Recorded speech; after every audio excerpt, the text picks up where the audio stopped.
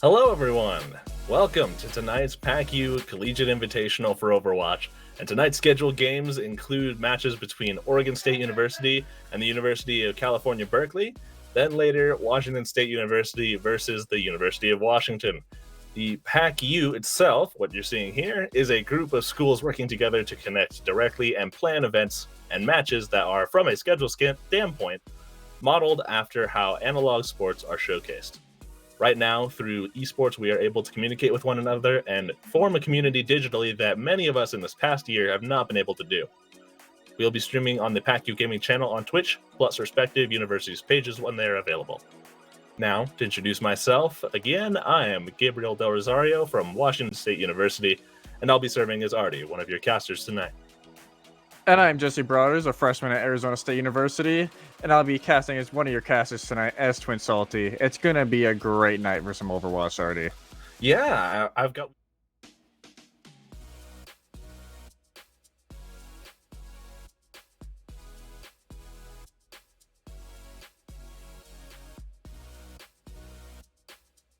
Berkeley, who unfortunately the only match that you've seen here on the channel has been the Utah match, not necessarily showing all of the muscle that they'd want. We're going to be starting on Lijiang Tower as always, and with the team compositions that we're seeing here, I think we're in for some interesting stuff, namely that Tracer Echo is very interesting to me. Yeah, that Tracer Echo is very interesting thing. As we're going to be seeing California Berkeley just kind of trying to come for a point, but I don't know. The Spets is having struggles, it looks like, trying to get through the California. But there is one point here as organization actually. Yeah, Berkeley right now is trying their best to fortify their position, though with the Wrecking Ball flying around at their backline, it's kind of hard to remain stable. A anti-nade does catch the Tracer, forcing them to retreat. The ball is still flying around, though, and Echo has free reign to keep on shooting them in the back. Archimage does pick up a starting kill on Zarya. Main heals are now gone as well, and right now Berkeley is being apart one by one, and their front line is very quickly fading as Lum showing some muscle yet again. As you might recall, in a previous show match, Lum showed a considerable amount of...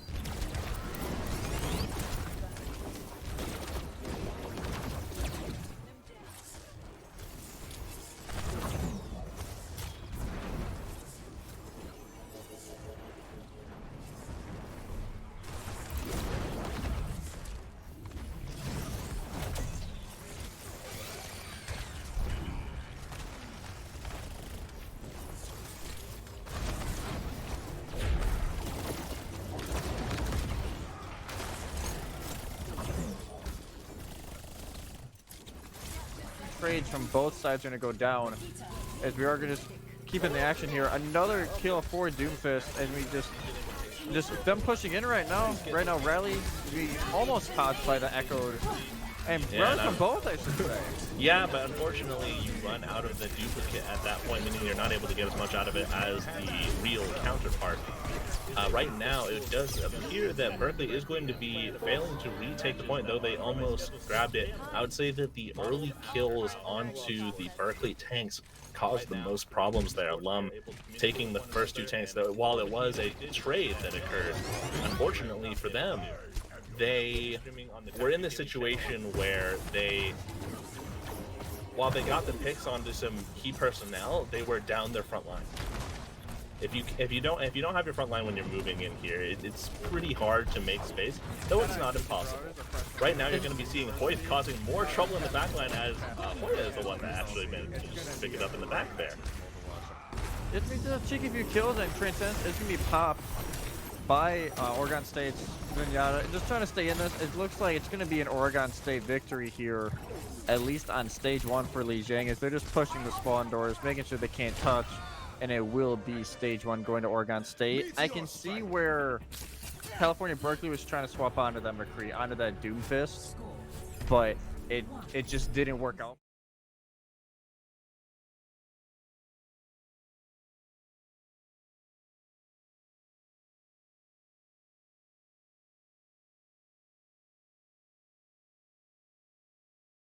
of what was the biggest problem there. You saw that they kept on getting stuck in that door, or rather that they couldn't make it through that door without losing personnel. You're going to be seeing some swaps here. Hoyt back onto the Symmetra, Lum back onto the Junkrat like you saw in the previous Invitational matchup. And on the flip side, you're going to be seeing Spotlight on the Sombra, and we're going to see Seven keep to the McCree, which I'm a little surprised by, honestly.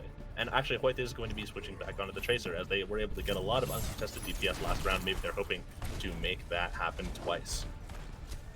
And I'm kind of curious, Oregon State here. They're not going with the normally used Ryan Zarya Rush here on Control Center, which is used almost universally on higher tiers.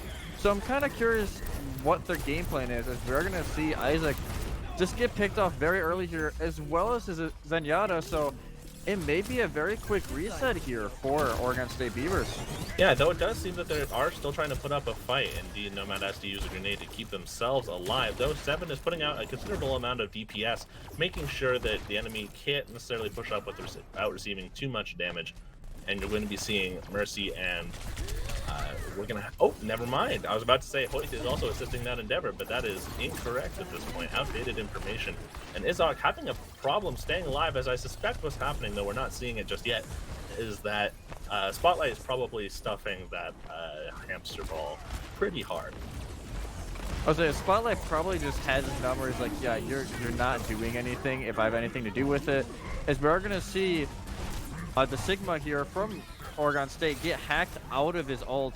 Huge amount of utility gone, but we're going to have an even fight as Isaac is going to be killed by that whole hog, as California Berkeley is just trying to defend here, as Oregon State's trying to push their agenda. Lum is going to get a pick onto Ryan. Two more are going to fall, and it looks like everything is finally going to fall in the Beavers' favor.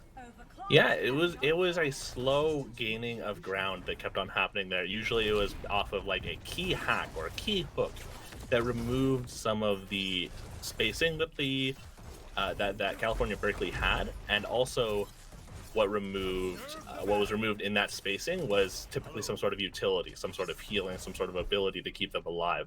And little by little, they would get the space they needed. And now the Beavers do have their point. Can they keep it, though, as Spotlight is prepared to... Oh my goodness, they ambushed Lum and did not quite get it.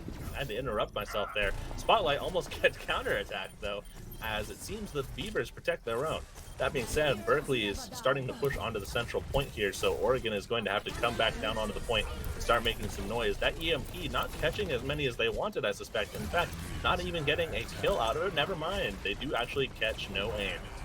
And that might have been their goal, to take a tank out of the equation, but Izok does have mines all over the point, which makes it kind of hard to move. Lumley is going to copy over Roadhog, as I assume they're trying to pick up a whole hog here, and indeed, that is exactly what they're going to do after a hook that doesn't quite go their way, and they're just going to go right into it here. Transcendence is going to be keeping everyone alive on this push as well. They get knocked out of their whole hog pretty quickly here. And Seven is going to be pushing up while his team retakes the central point, as Oregon loses too much ground despite the ultimates being used, and I suspect that Nanoed Reinhardt probably made a lot of room. That being said, No Aim does catch triple kill on that ultimate. Catches way too many people at the same spot with fairly low health, all thanks to Tracer and Lum, I would suspect, as their DPS was kind of flitting around enemy lines without necessarily getting caught, and that's all due to positioning and excellent use of abilities. Both Echo and Tracer are very good at making sure they don't get caught. Yeah, that was a very good gravitic flux there from No Aim, No Brain, as you can just tell he was even hiding behind the middle pillar, knowing what happened last time with him getting hacked out of it, having that game awareness of, hey, I'm going to hide around this corner, nobody's going to cancel this ult, and he gets 4 out of it. It was a great play. Yeah, Izaki is going to be setting up here for another pile drive plus mines, and he does get it off, though I'm not sure how much he's going to get out of it. We are in overtime now, which means that Oregon State, if they win this fight, do get this point here, and it does seem like they're going to be able to take it pretty handily, as that will be the first map for Oregon State, and that certainly wasn't any sort of 100-0, but I will say that that was pretty convincing in terms of the DPS performance on the Oregon State side, as they were able to cause a lot of trouble without too much backlash. It was just, I wouldn't say domination, but it was a pretty handedly won map for Oregon State. Don't get me wrong, California Berkeley, when they ran the tempo at their pace, they were winning fights. It was just for them, it's struggling to get their tempo in just because Oregon State's playstyle is so erratic with that ball. That ball is just trying to get you bounced all over the place. You can't really position the way you want to. And that's what Oregon State wants. If they want to control their tempo, and if you can't control your own tempo, they're just going to run you over with whatever playstyle they want to run.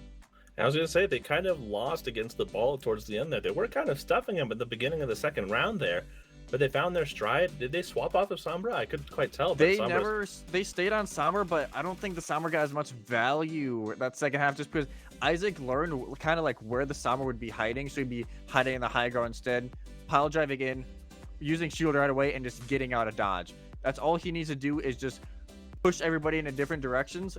Then you guarantee do not have a 6-on-6. Yeah. As far as what I'm expecting in the second map, I honestly expect that they really need to find a way to shut down the DPS that's floating around them, and they also need to find a way to shut down Izok, not just with a simple hack. And so with that, I do believe we're going to be going to a break as the teams are going to reassemble, rediscuss, and find out just what they need to do to secure a victory one way or the other. So please stick around. We're going to be seeing some more excellent Overwatch and some adaptations by both of these teams when we come back. Don't go anywhere.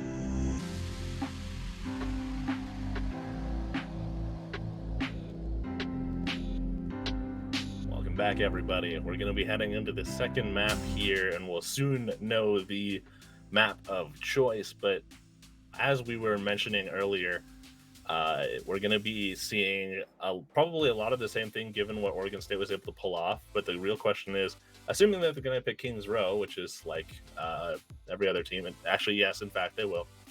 So it seems to be picked like 9 times out of 10. 90% of the time, yeah. But assuming that we see that again, you're probably going to be seeing the Echo again. Tracer, maybe if they decide to brawl a little bit. I don't see them really picking Wrecking Ball on this map, though. I would be hard pressed to see something like that. I would assume they're gonna run Ryan Zara, but we also thought they were gonna run that on Lijiang Tower Control Center. Yeah, and but they Lijiang still Tower went the gives you ball. some room. I don't know about Control Center is usually like a pretty heavy Reinhardt stage, and they even ran it pretty, I wouldn't say perfectly, because California Berkeley did start to get some momentum on Control Center, but I don't know. I'm kind of curious. I think if Isaac is on that ball again, you shut Isaac down, and then you can focus on Lum. And I think from there, for California Berkeley, it is very winnable. It's just Isaac was just going on a tear in their backline, moving everybody every which way. He was controlling their backline instead of, controlling your own backline, which is huge. When the supports can't get sightlines, it's going to be not a free win, but you're going to have a huge advantage every fight. And that being said, when they were able to shut down Isaac, they were actually able to get some work done. Berkeley was anyway. And so I think it is going to be a story, especially if they do end up using ball here. Can they neutralize the ball's effectiveness? That's going to be very important. And if the ball's not there, can they neutralize Hoyth and Lum? That's going to be very important going into Kings Row here. It's going to be a very important question, as we're going to be seeing California Berkeley on the attack, and look what we see, Artie. Isaac is still on that ball. You do still have a ball. Ball indeed, which does mean that since they are on the defense, though I suppose it does make a little bit more sense on defense than does on offense. You could definitely more disruption still, but what I'm kind of curious is they do have that Brig Zen support line, which it does support dive greatly, but it's not. But that's not what greatest that's not exactly amount what of they heals. have, though. Well, they have it more for the Tracer. You can put the armor packs on. You can put the armor packs and the Zen Orb on ball. They're going to be focusing a lot of the resources onto Hoyt and onto Isaac. And I will double down and say that it is going to be very important to neutralize Hoyt and neutralize Isaac. If they're not able to do that, you may as well call the match here now. We're going to be seeing them try to close the distance here very quickly. I suspect they're going to be trying to overtake the more stationary members of the team, and they do actually catch Isaac very early. A very important step in this first retaking. They're going to be starting to get some room here, though it does seem that Lum has taken the sniper by surprise and will take that DPS out. Both DPSs are now out of this fight, though they have lost their Brig in return. I suspect that Oregon State is losing more personnel than they can afford, though they are holding off on the kills and at least trading, if not outright getting the kills. You are going to see Isaac take out a main tank yet again. And right now, while they're certainly not stable, they are holding it down fairly well. Seven trying to get some revenge here, does not quite catch it. And it seems that Seven's going to try to get a sneaky pick at this point, as their team is not quite retaking, but they're certainly not able to confirm their taking of this point, as the playstyle of Oregon is very much to annoy and distract, and they're doing that very, very well. Isaac does get caught by the Doomfist, however. An EMP may sway the match in Oregon State's favor. You are going to be seeing some trades, namely both tanks from Berkeley, meaning that front push is going to be a lot harder yet again. My goodness, if this isn't a very difficult team to deal with in terms of getting a solid victory. Lum gets a triple kill in the backline, finishing off the gravitic flux that No Aim set up for them, and Lum so graciously received. Yes, and I think a big thing there, even though, yes, it was a very long fight, like, it never seemed to have a stoppage at any point, but at one point, Splat, as you can see, Isaac just picked the enemy sniper. I think they're just bullying Seven at this point. Yeah. No aim, no brain rocked Splat mid-shatter. It denied all of that utility that California Berkeley was building so much up to. And at that point, you're kind of stuck in a very bad position. You're already pushed all the way through Motel, and that one key ult that you were really just wanting to use that fight, and that was kind of your win condition, gets canceled. Great to give it all the credit to Oregon State. They played it perfectly. It just sucks for California Berkeley. If they had a decent play, and it just did not work out. That being said, you will notice that Hoyt and Isaac are receiving more and more pressure, as I believe Berkeley is slowly realizing exactly what's happening here and exactly what they have to deal with. Splotchy having problems with it, a hack in their backline, and it seems that their movement will be disabled as well. Their shield. Hoyt does get taken out by a fire strike, however, which means that one half of the equation and one half of the problem is gone. However, Berkeley is losing far too many people on their team for it to matter too much. Splotchy will be taken out with only no aim as a trade, and with the off tank taken out of their position, that will be confirming another reset by Berkeley. And this distracting playstyle is seriously working for Oregon State, even on a map like this. It's working very well. As for Oregon State's Zen, I was very scared initially with that Brig Zen combo, but he's just getting so much value offensively. I believe he got a double headshot kill there, as Isaac's gonna get another kill. And now I want to pause what I'm saying, because Love's gonna go in for an EMP here, is gonna get 3 or 4 members, and that's all it's gonna need for this fight. Is we're going final fight territory here for California Berkeley. They do have Nano, Grab, Shatter. They almost have everything. It just depends on if they can physically touch the point. 2 seconds left, 1 second left, and it does not look like they're going to. They had all the cards, and it's just Oregon State delayed them and killed them just that late into that fight where they could not use their key ultimates. And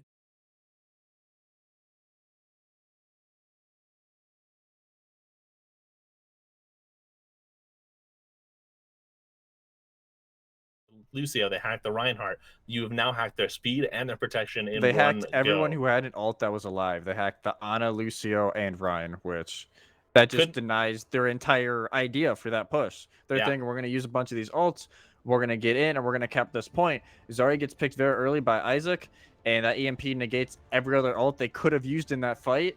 It's flawless play calling by Oregon State.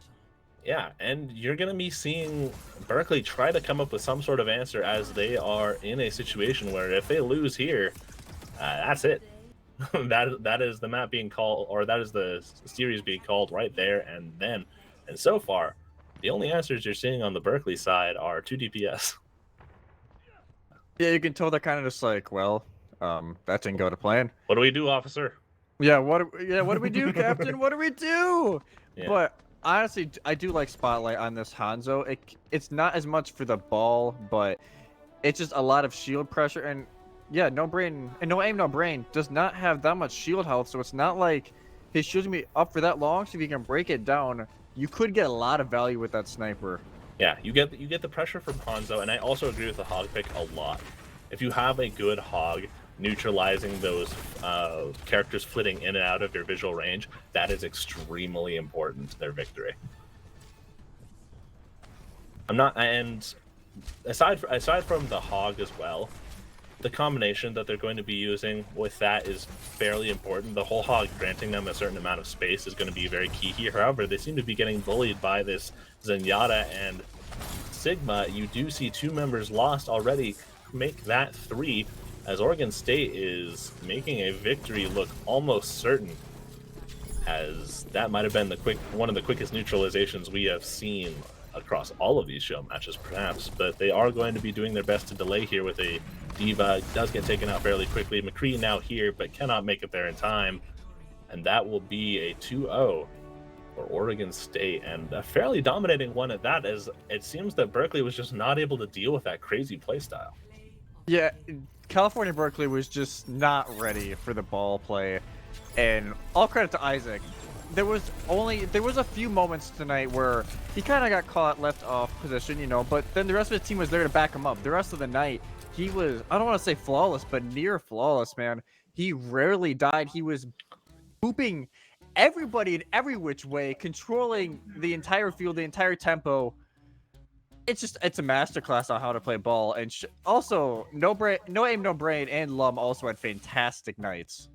Yeah, it was just very good for their team overall, and I loved that they were, by a numbers standpoint, they were playing a low heal setup too. A very low heal setup.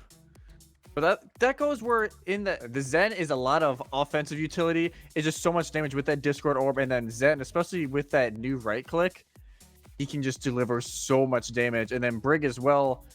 It just those armor packs, especially to Lum and to Hoyth.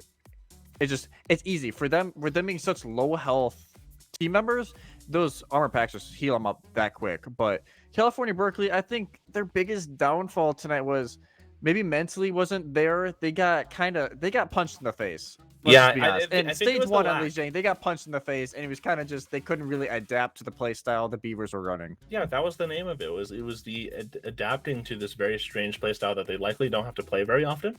And unfortunately, It is a very niche play style. When you're in the Pac-U, I'm afraid you're gonna have to adapt to a lot of different play styles. Unfortunately, It is. There are a lot of different things from each of the schools, and honestly, I don't blame California Berkeley. I wouldn't have guessed that Oregon State was going to run this tonight. But props to Oregon State. They had a game plan, and they played it near flawlessly, man.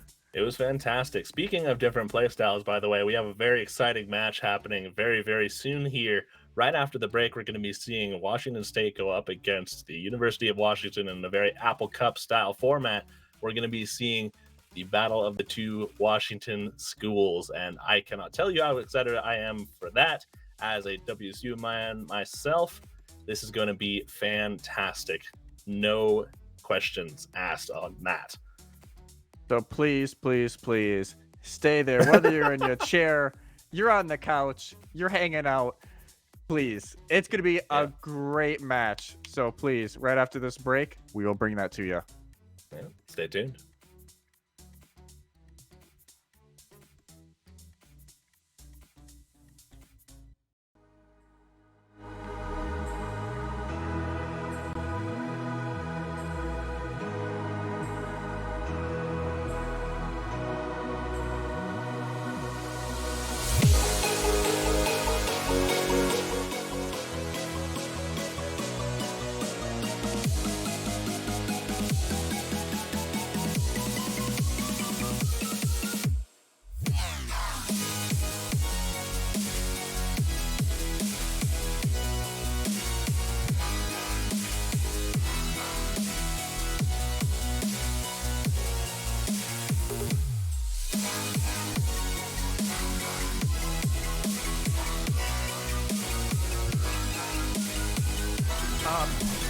By Oregon State, Vinyata, just trying to stay.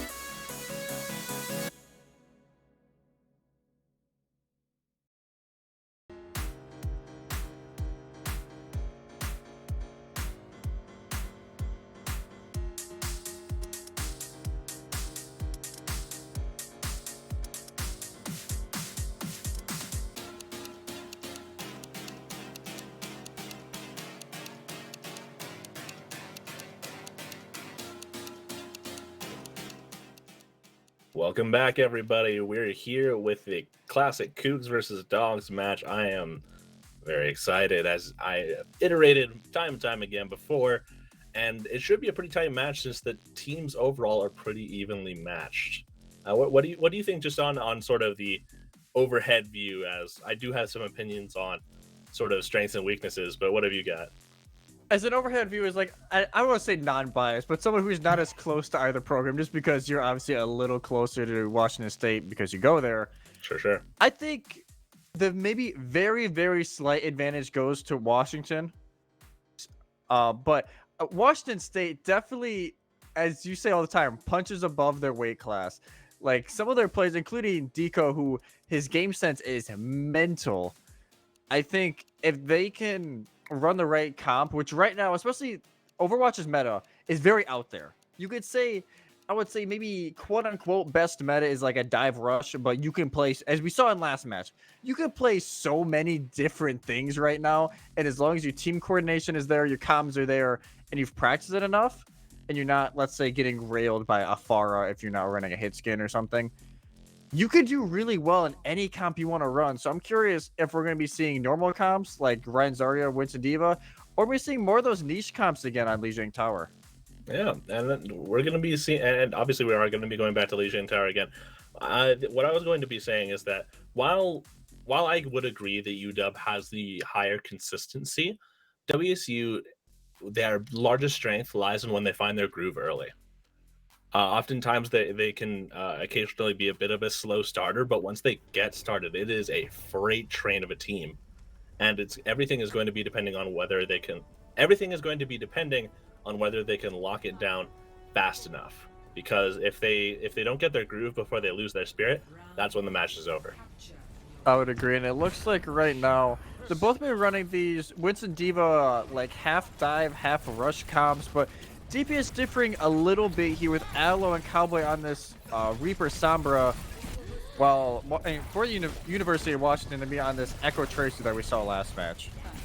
Yeah, and right now you're going to be seeing mainly the front line having a lot of trouble, as Wavy themselves is getting in trouble and just now finally getting some heals. You do see a trade, but Patrix is the one to fall that is going to be of the higher danger. Both DPS going down immediately after that, and right now it does seem that WSU is going to have to reset as that front line is broken with the death of Patrix. And I do think also that a significant part of interest that you're going to be seeing in this match is that UW and WSU know each other.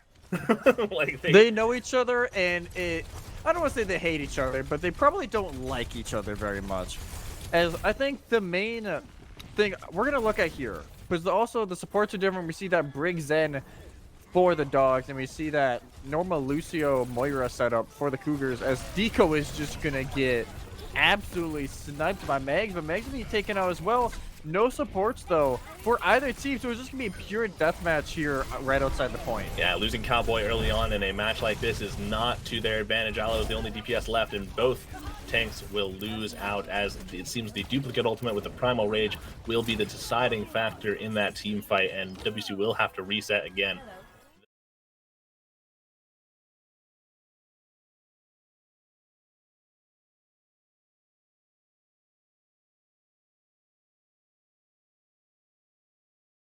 That's very, very dangerous in that indoor space where they found themselves.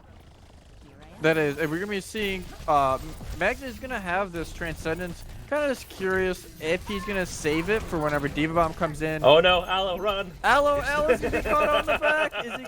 But oh no, he almost actually killed the Primal Rage along with Cowboy, but that was pretty funny to see him almost get caught in that room. You're going to be seeing a fight now onto the point, a Diva Bomb clearing the point. Everyone's going to be trying to hop right back onto it after that, though, and Patrix in a good spot to start leaping and electrocuting, though Deco is removed, and thereby removing WSU's speed. That puts them in a dangerous spot with so many slow-moving characters on their roster. And right now, Cowboy actually having a little bit of trouble taking out the supports in the backline, but they are causing enough trouble to where the supports aren't assisting their team in the front. However, they don't seem to be having that much of a problem on their own, as they will win this team fight and force WSU to retreat. That early kill onto Deco, making sure that WSU didn't have any speed, was very, very dangerous. That the defense matrix will make sure that ultimate does not do as much as Cowboy was hoping. However, he does get the overtime. Wavy and Cowboy and Whip will all lose their lives in quick succession. as it is now just a cleanup effort for UW to retake the point and take the first round here. And I do think in large part that front line was a large problem for WSU to begin with there.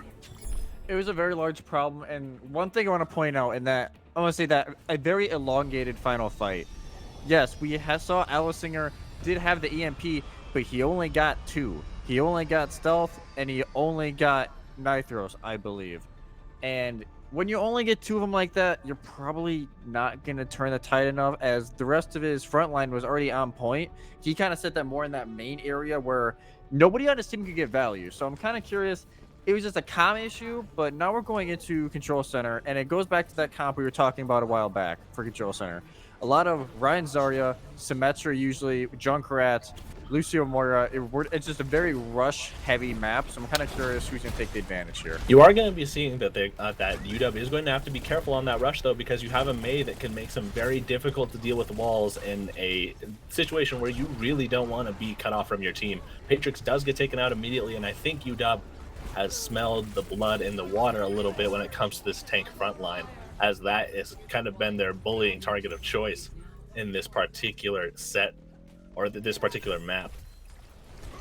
And yes, I think the big chess match here is going to be with the difference in DPS. With Allisinger, yes, you can get some great pickers. I just didn't get one on Platypus, but if that Mei wall does not work to your advantage... Hold on, that is the Mei wall that is working to their advantage, though, as they do take out Ryan, they do take out Platypus, and now you have a 4v6 situation where they should take things back in short order. WSU has found a groove. Can they hold on to that groove, though, or was this a fluke? They're going to have to determine that rather quickly. Aloe is, however, getting headshot after headshot with those ice spikes.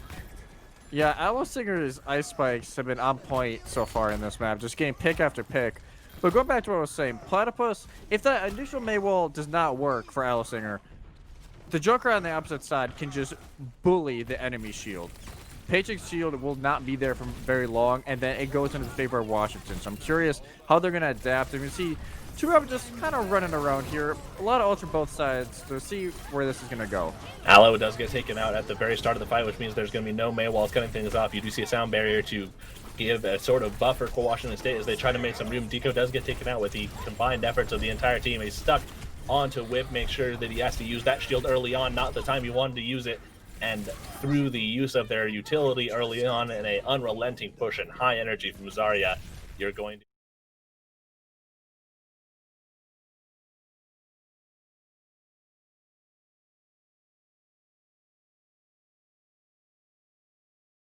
had to use their shield when the oncoming assault from Ryan and the rest of the team was coming at them very visually. It was a lose-or-lose situation.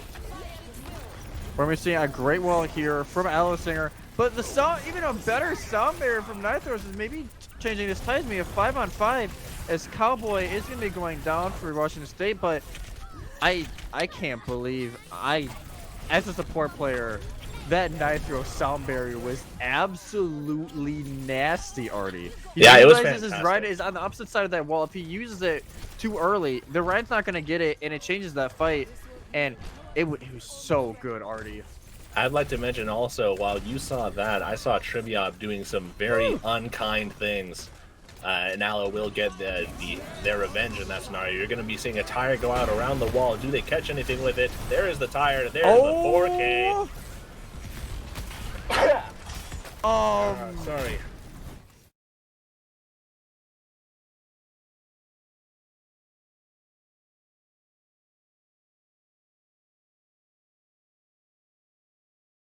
Everything's going on that front side. Pull her on the back, get a 4K in final fight territory here. As we're gonna have somebody touch for Washington State, I should say. Cowboy is gonna get an early pick, so it is gonna be pushing for the Cougars here, but they have no ultimates going in their favor. As Patrix is gonna die down now. Right now, okay, huge from Washington. They really. And it's gonna be a pure deathmatch, but I think not having those ults. The kills kind of went both ways though, and unfortunately right now it is going to be the high power Zarya that's causing a lot of problems. Triviop staying alive and causing the trouble in their backline. Maybe goes down as well, and you have no main healing in this late fight. Ultimate's now popping out. You do see a Coalescence from Mags, and right now it's a bit of a cleanup effort for UW, as WSU is not able to secure any final kills, which means UW will win this first map. And I must say, the amount of problems that Trebiab caused and the lack of death for Zarya, not to mention the front line going down very frequently for WSU, it wasn't, I can't say that it was WSU's finest moment. It was definitely not. When you see this Junkrat tower one more time, and it's nasty. Yeah, I don't know what else to tell you, Gabe. Yeah, they used all their resources. They used all of their resources at the beginning and middle of that fight, and the tower wasn't detonated until the very end. It's the exact same play right there. And something also that I realized at the very end there, it was a great bubble from Washington on their own Zarya, because they blocked Shatter with bubble, which if you're right that Reinhardt, you are furious, because that changes the tide of that fight. If you lane that, you probably get 2 or 3 people on their backs and you can change it. It goes into the Cougars' favor instantly. But that bubble from Washington, it just saved them. And I think Washington overall is playing better, but Washington State, it's just a slight little adaptations. There was moments where everything looked good, especially that play with the Juggernaut Tower. Everything looked good in their favor except checking their backs. They forgot to look behind just for a second, and it cost them. They used so many ults into that fight just to try and get through the door. And the fact that it still didn't work just because of an ungodly play by Platypus, it definitely hurts your mental. Yeah, and you're going to be seeing right now that WSU does have glimmers of hope. I do think that the biggest problem that they need to fix right now is that UW is absolutely, like I mentioned earlier, kind of smelled the blood in the water for Patrix right now. Yep. Oh, Patrix is getting rolled, sadly. It's just the way about it. They've detected the weakness in the front line right now, and until that is fixed or used as bait, it's going to be a continuing problem for WSU. You're probably going to be seeing Kings Row here in a second as well, because of course you will. Of course you will. I believe it was confirmed. We haven't gotten our 20th match yet, so in that 9 out of 10, right? We already had our non-Kings Row match like a week ago, so you have to wait for like 8 more matches now. I don't wait. It's just Kings Row. I think purely because it is probably the most loved Overwatch map of all time, and it goes back to what we were saying with the previous match. It is a lot of Ryan Zarya, but if you can bring a very niche comp like Oregon State did with that Sigma ball, you can do very well. But I'm a little afraid for Washington State, Artie. I'm not gonna lie. Just Ryan Zarya for Washington was just very clean. Yeah, it's very dangerous. It's a very dangerous situation right now for WSU, because the mental game is probably a little shaky right now. And aside from that, you're going to be seeing UW absolutely target everything they have on those front tanks. If I were WSU right now, I would be using those tanks as bait more than I would be trying to reinforce them. Bait.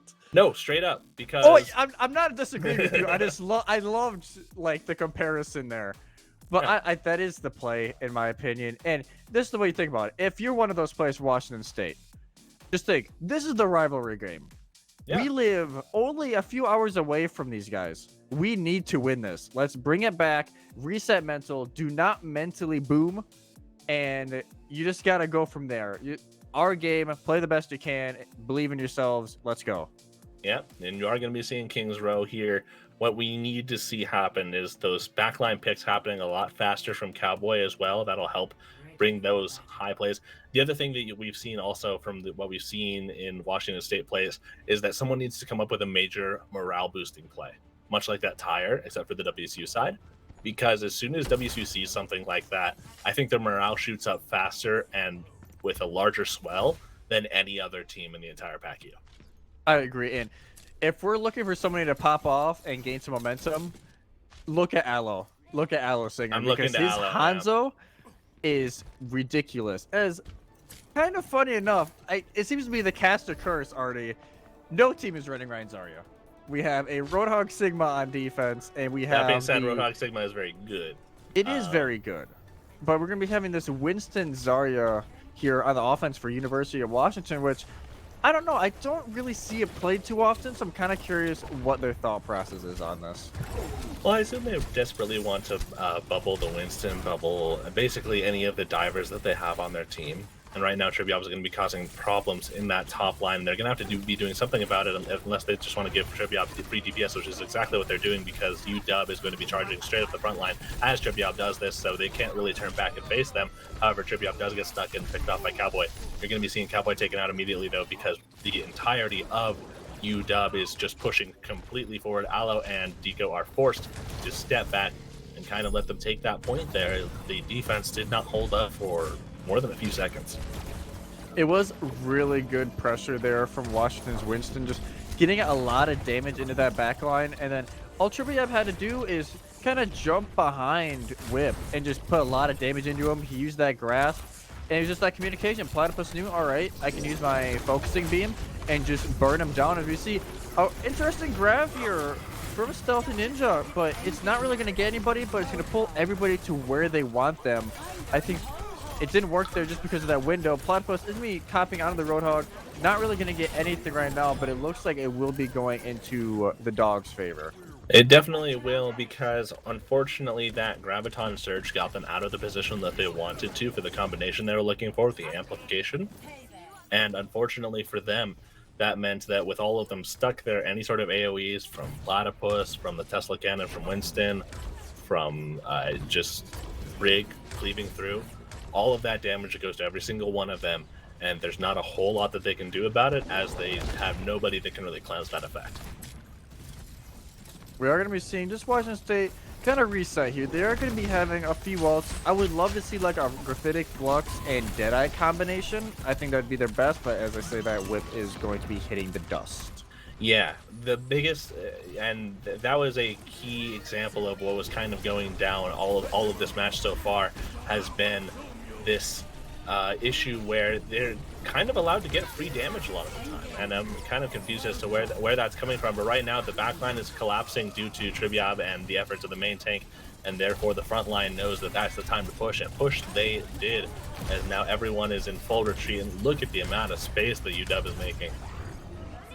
Yeah, it's just a ginormous amount of spaces. Triviab is just going to be not touching the spawn doors of Washington State, but definitely getting pretty close, but lingering around them. Please lingering around. We are be seeing Elo Singer go on to the Ash, which it does deal with Platypus a lot more. Yes, Cowboy can deal with it, but it is a little bit harder for a McCree just because of the range. There's another nasty Graviton Surge, kind of putting them in a situation that they don't want to be in, and right now that Immortality Field was the only thing keeping them away from dying immediately to the anti-nade. However, it does not last long enough, and they all get killed.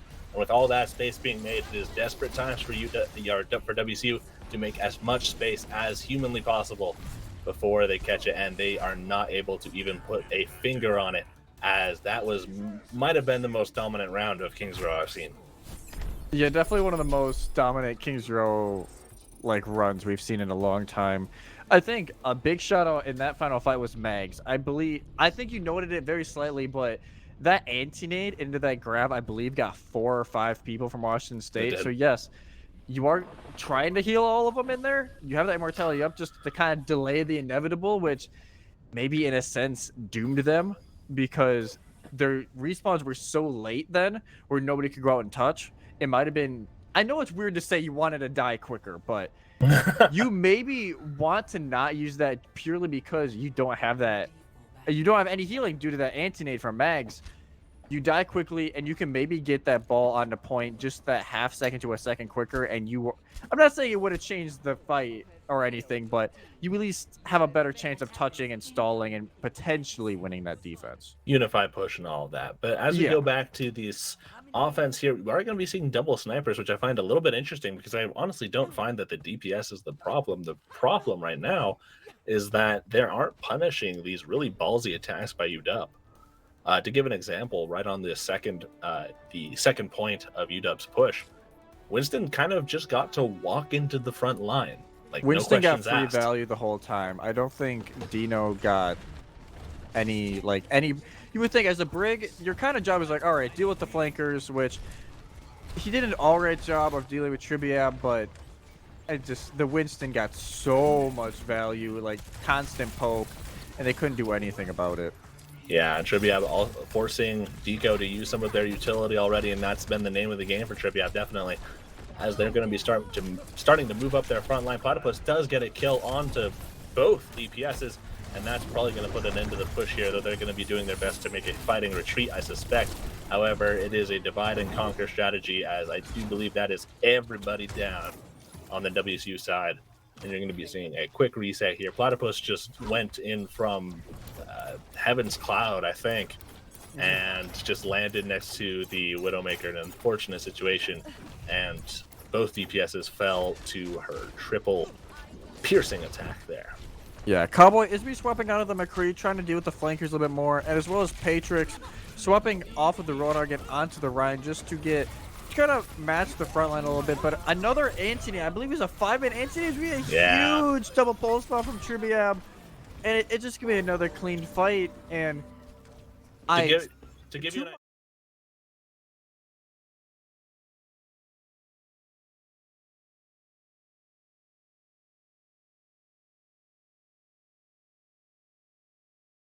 that grenade right on the anti-nade that was already causing problems. They were already all retreating in the same direction, trying to get all the same heals from everybody, and that was a match made in heaven for that pulse bomb. Oh, so as soon as Triviab saw that, he's probably just like, yes. Ooh, yeah, hold on. Amplification Matrix plus a good hit from Cowboy is going to spell out some good strikes if they can get something done with it. However, the UW will not just be standing in front of that Amplification Matrix. Make sure it's careful, and WSU is not able to push up as too much damage is being put onto their players. They need to retreat and heal a little bit, or at least that was their decision. However, Fire Strike will be taking out Cowboy here. And it's going to be a bit of an extended fight, but I suspect that the real fight has not quite started just yet. And they're going to be trying to recuperate, get back that 6th player. And right now, Aloe does get lowered down to 1 health or something like that. Yet again, I suspect that's more flank work.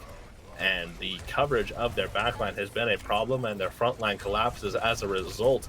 WSU needs to find a solution, and quickly, as they are losing time. They are down to 90 seconds and all stuck in a grab and all anti-nated at the same time.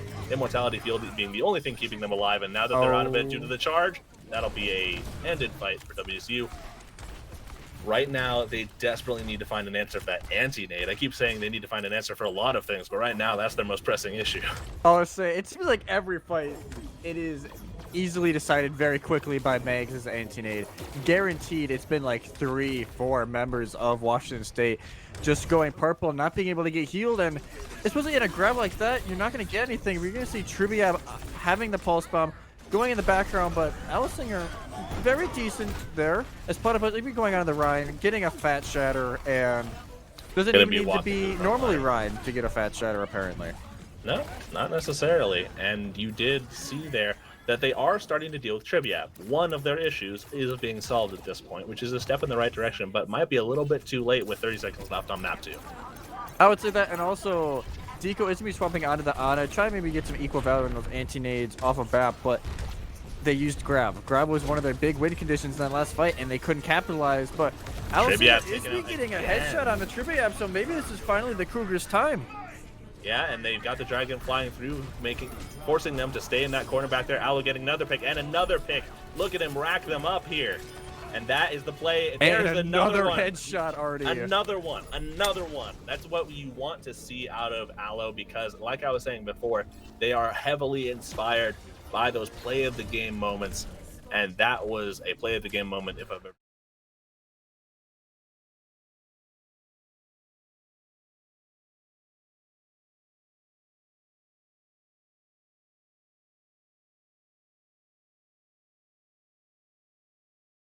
It's just everybody is so spread out, and then as we talked about earlier, if somebody's gonna be having that one pop-off moment that just lifts everybody up on that team, it's gonna be Aloe, and he showed it right there.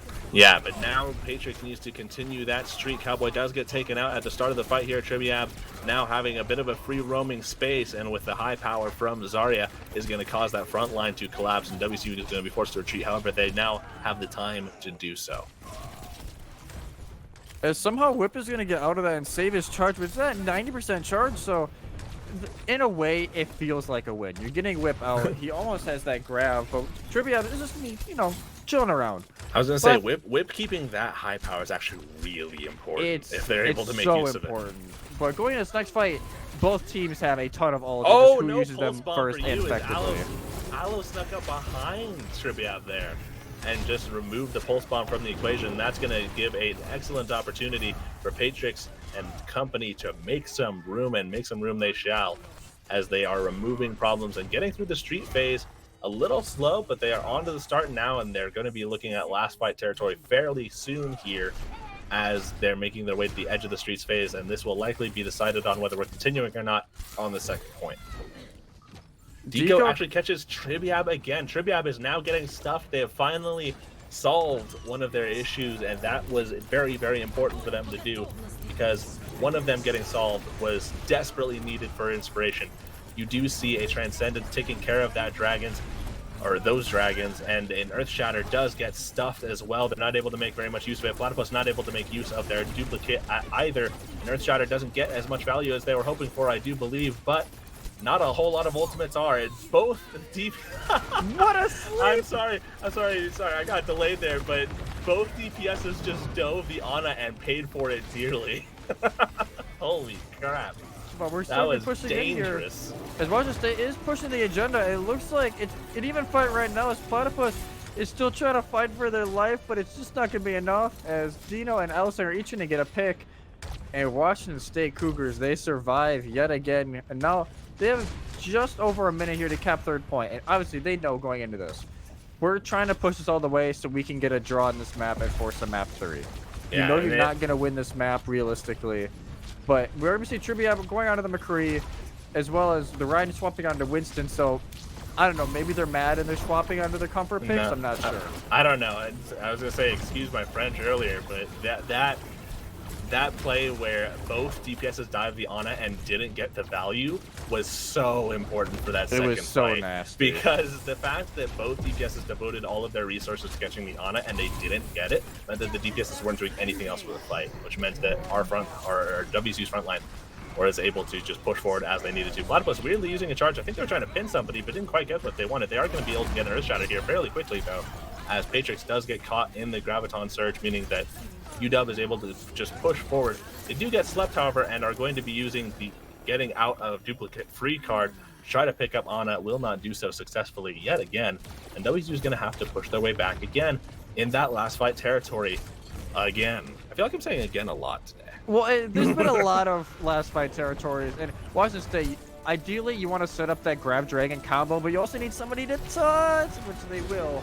Yeah, no, they'll get the touch in the background, but here hopefully we can get this grab dragon combo, which it looks like they're at least going to somewhat be able to do.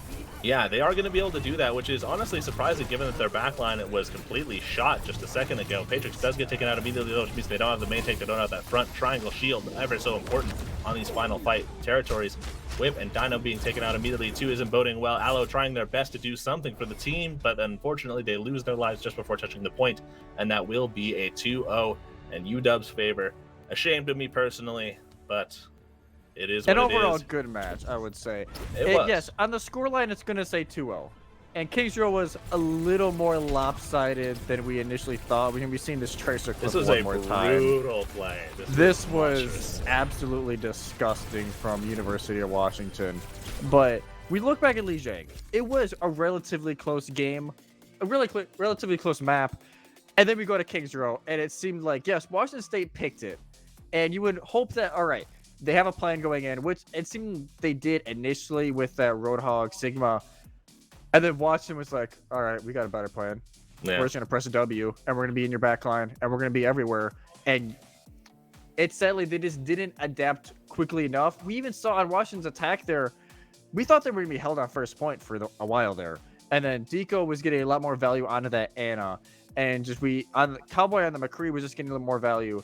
It started working, but it just... Yeah, Aloe had his pop-up moment, but that's just Aloe. Like, there's no explaining him. He's not human. But you have in this moment, I will say that I know for a fact that UW practices Kings Row constantly. That's just known by us. And it should be a relatively well-practiced map for most teams, purely because of how popular of a map it is. You would think if you're any sort of team, well, collegiate, high school, pro, check it on your practice list. You need it. Put a big circle on it, and like anything you need to do, because every team is gonna run Kings Row. You just gotta make sure your strat is better than theirs. And MVP tonight, Artie. Who do you in this match? Who do you think yours was kind of flirting around? I've got to say, initially it was looking like Trivia, but they started to get stuffed there at the end of it. I would say that honestly, the MVP for me would go to UW's Ana. The amount of anti-nade value that they got out of what they had was insane. I think their average must have been at least 3 as far as how many anti-nades they got. Yeah, at least 3 in anti. But for Mags, he was going to be my MVP as well. Because if we would go back to Li Jiang, there was some moments where just he popped off. Like, it's just flat out as that. And you don't see it all the time in the kill feed, but it's avoiding death, getting those kill assists, making sure you live long enough so your team can win those very long fights, which a lot of those fights tonight were just very elongated, very scrappy. As we said about earlier, Washington State likes to play a very scrappy play style. They just want a deathmatch style. And they did get it a lot of the time, but they would just kill the DPS sometimes for Washington or one of the tanks for Washington and rather than the supports. So they just kept pumping out heals when the DPS for Washington were just destroying the Washington State backline. And eventually it's going to go in the Dogs' favor. But I don't know, Mags was just disgusting tonight. There's no other way to put it. Yeah, and now WSU has to go back to the drawing board as we are going to be having matches in the future. Do stay tuned on PacUGaming.com and Twitter to see when we're next live. Congratulations to tonight's winners as well. Thank you so much for joining us here at Pac-U tonight and spending time with our production crew, players, and talent. Remember to check out that website because that is the only way we're able to communicate to you how we are or when we are going live, as it is some bureaucratic law stuff. Stuff way above our pay grade. It's a professional term. It's a professional term. Bureaucratic law stuff. Yes. That we cannot display it in other ways. So please look to the website, PacUGaming.com, and Twitter to see when we're next live. Good night and good luck. Peace.